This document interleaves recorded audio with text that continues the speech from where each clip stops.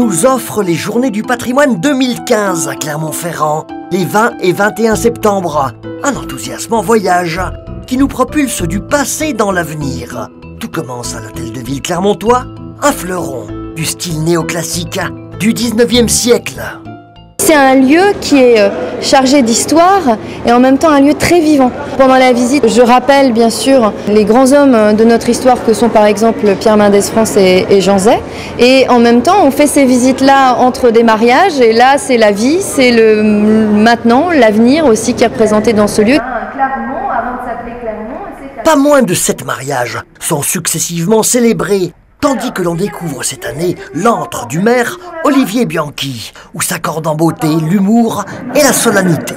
C'était le souhait de monsieur le maire d'ouvrir l'hôtel de ville pour que les gens comprennent aussi comment ça marche, un hôtel de ville, comment ça se passe, les décisions qui sont prises, ces décisions qui impactent évidemment le patrimoine, qui impactent le patrimoine d'aujourd'hui, celui d'hier, mais aussi celui de demain. Pour ces Journées du patrimoine 2015, l'accent est précisément mis sur le patrimoine du 21e siècle, avec un pied dans l'avenir déjà, côté urbanisation. L'idée, c'était donc de faire découvrir des quartiers qui sont en train d'émerger. Alors ici, on est dans le quartier de la Plaine. Donc les visiteurs vont d'abord découvrir ce premier quartier et ensuite ils vont découvrir celui qui est en train de sortir de terre, qui est l'écoquartier de la Plaine Champratel. Donc, et là, ils seront pris en charge pour une autre visite par des architectes et des urbanistes. Notre objectif dans cet écoquartier de Champratel, c'était de travailler des espaces partagés, des espaces de rencontre. Ce qui nous importait, c'est de retrouver des espaces communs où on donne envie aux gens de se rencontrer.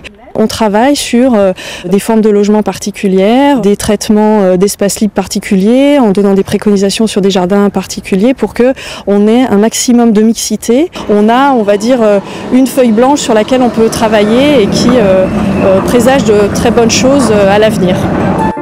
Il faut que tout se transforme et rien ne se perde pour qu'évolue dignement notre patrimoine. C'est sérieusement partout qu'on y veille.